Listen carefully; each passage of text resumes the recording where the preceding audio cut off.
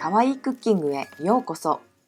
Buongiorno a tutti! Oggi vi presento una mia videoricetta per Kohaku Namasu, uno dei piatti tipici del nostro Capodanno. Kohaku significa rosso e bianco, simbolo di buon augurio, mentre Namasu si riferisce alle verdure marinate. Gli ingredienti sono questi.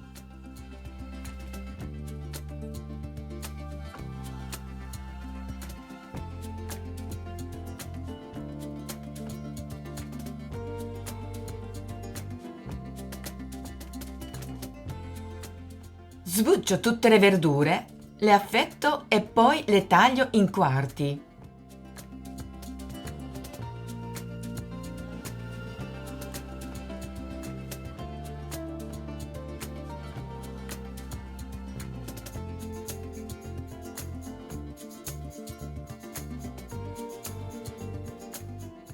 La radice di loto viene messa in acqua e aceto per circa 10 minuti.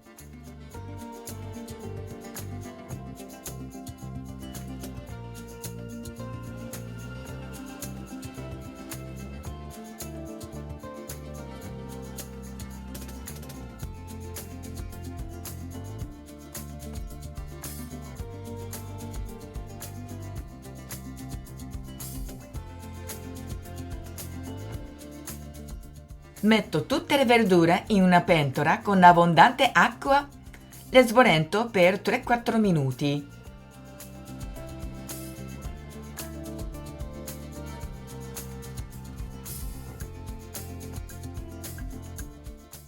Successivamente le scolo bene. Preparo il condimento.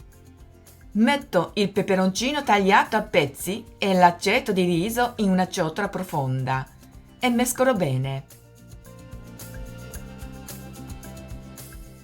Aggiungo tutte le verdure sbolentate nella ciotola e le mescolo bene. Lascio riposare in frigo per almeno qualche ora. Trascorso il tempo, lo servo in una ciotola. Cospargo con qualche pezzo di peperoncino tagliato. Provateci per il Capodanno!